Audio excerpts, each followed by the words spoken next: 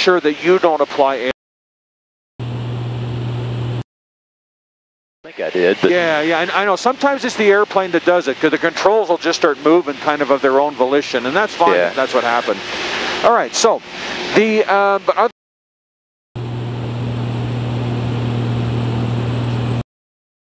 coming out of the seat on that, so just be careful with that, okay? Okay.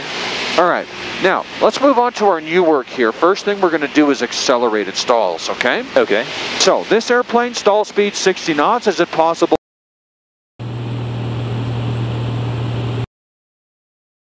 Yeah, basically you just have to increase load, pull back on the controls until you exceed the critical angle of attack.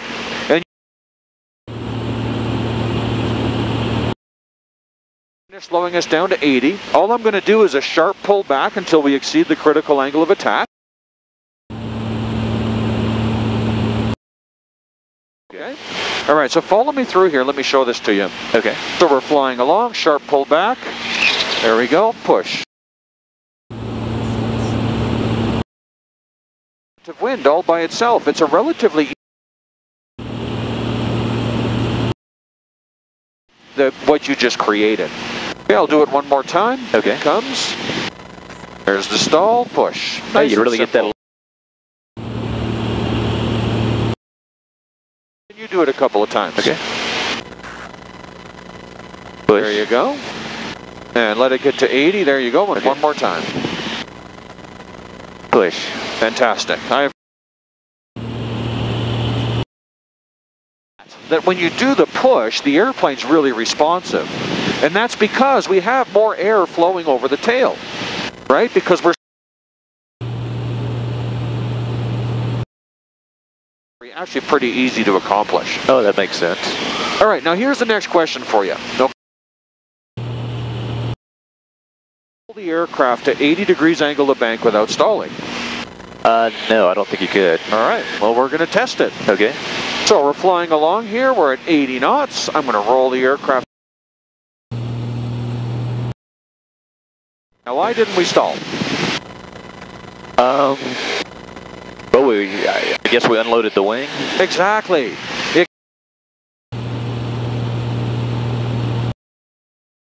an aircraft, we do a bunch of actions. We roll the aircraft over.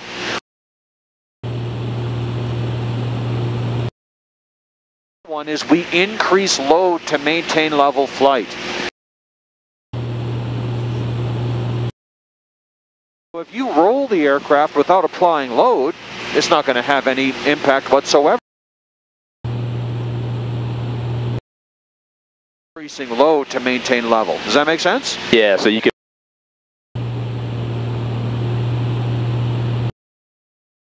stall. Correct. If you try to apply load, let's have a look at something a little different here.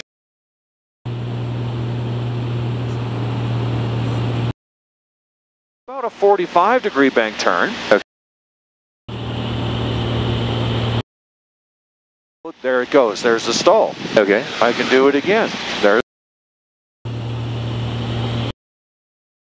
There's the push. So it's purely load.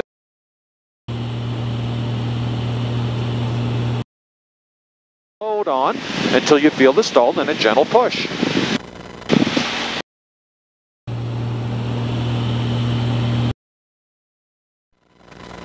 There you go. There's the push. All right, let's roll. You can see from that exercise, right, that the bank angle has nothing to do with it. The only thing that is generating a change to our stall speed is because we're increasing the load. As we increase load, we increase angle of attack, we increase our drag state, but we're also increasing our stall speed. Scenario here. You've had a really long day. You're doing a visual approach, you're on the downwind, everything's looking just great. And ATC has already told you you're number one for the runway. Things are looking good. Then you to do a 180. Now we've all had this happen, and we all probably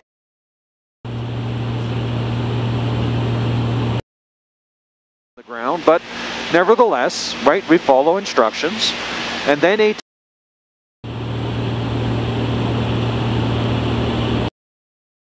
so we feel those external pressures. We increase our bank a little bit, we increase our load a little bit.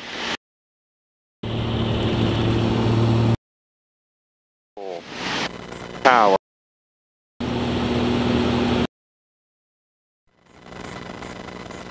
Pitch and complete. All right, so the takeaway from this, Dave, is pretty simple. It's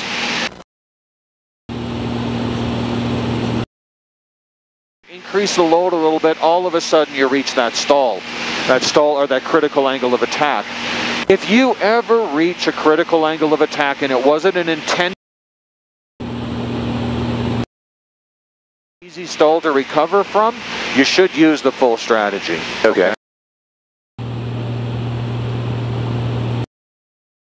Searching about how did that happen, how did I let that take place.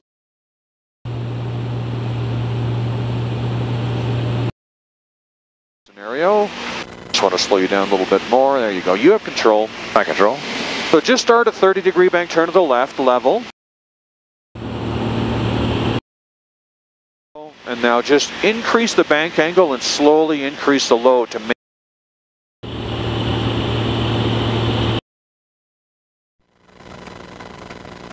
push, roll, yep, power, stabilize.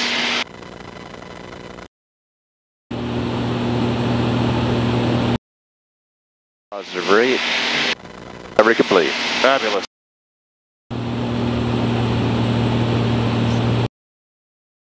Yeah. I mean, you've got really good control effectiveness, so typically that is a stall. So undo some of what you did. Our cross-controlled situations, okay? We'll start with the slip.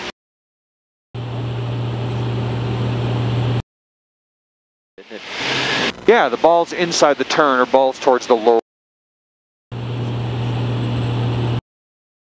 Some top rudder, just like this. Okay. We can see the ball is drifting. Okay, so this is a healthy, very controlled slipping condition. What would we use a slip for?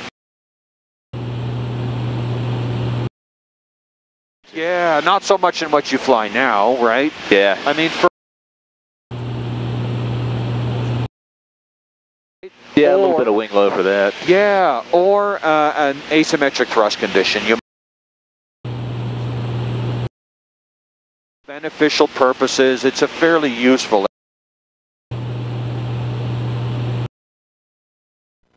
Ball low, basically, the things that we need to remember about if you stall an airplane in an uncoordinated state, airplanes will typically always roll or consistently roll away from the ball. So in a slipping condition like the other thing about a slip that's interesting is typically your stall speed is going to reduce slightly. Okay, so the safety margins that you would normally carry to keep yourself away from a stall will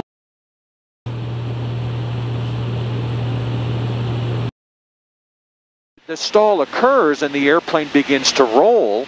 Once the roll begins, it's not the cross-controlled condition that is causing the roll anymore. It's negative stall by pushing forward until you feel light in the seat. Okay? Okay. All right, so let me show you what this looks like. Follow me through on the controls. Okay. I'm going to put myself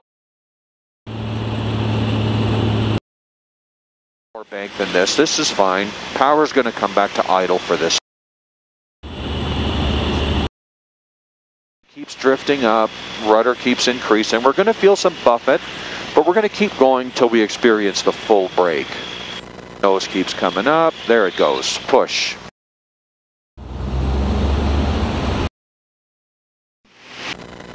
Stabilize.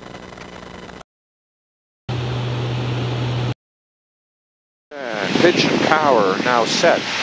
Airspeed is stable. All right, so what do you think of that?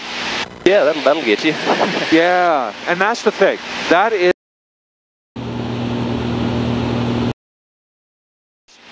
the cross-controlled state at the moment of the stall.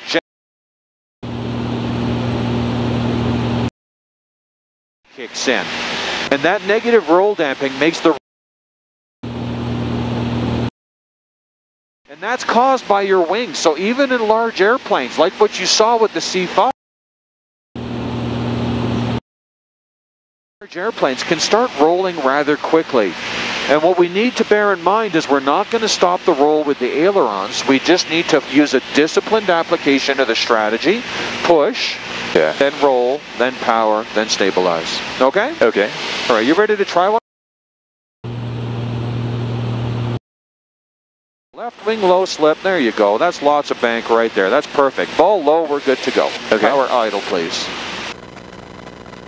As we're slowing down, the nose is coming up. Nose keeps coming up. You're going to feel buffet. Just keep on applying back pressure. A bit more. There it goes.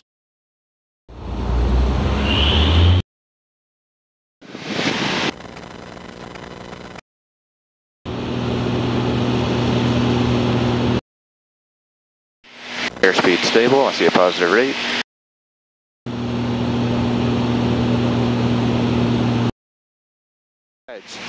First time at it. Nice first attempt at it. Okay. Yeah. To break wings level, you were.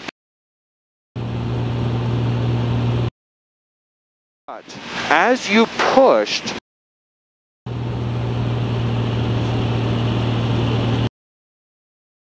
but it wasn't intentional. it's a very, very natural reaction to a situation. Experience is going to be to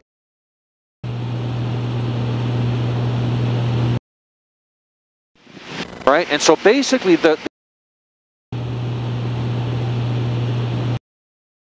you actually could be accelerating the roll, and the pull is keeping you in the stall, which makes the roll keep going. And so it's try to just focus on just a push, okay? Seconds after the push. Just let the airplane stabilize for a second. In that slipping condition again. There you go. Bring the nose up. Or before you push. Okay, let the roll develop for just a half a second or so. Only gonna push. Okay. Keep it going, keep it going. There, now roll. Roll. There. Take it. Stabilize. Lovely.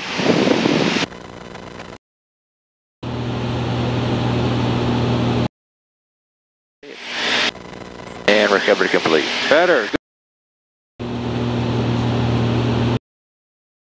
Eye-opening type scenario. The thing to remember is completed the push, right?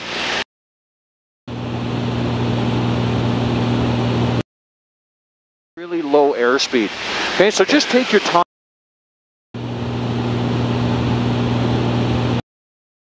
As soon as you're finishing the roll, you're pulling back.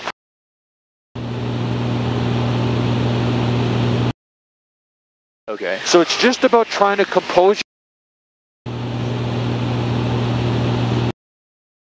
The strategy will work to get you out, okay? Okay. All right, cool. Now here's a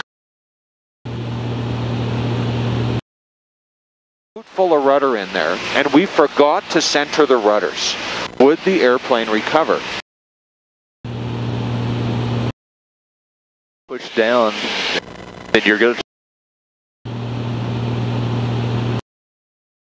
Right, it will recover because you're reducing the angle of attack. But let's see what that's going to feel like, okay? Okay. So I'm going to show you this. Follow me through the controls. Okay.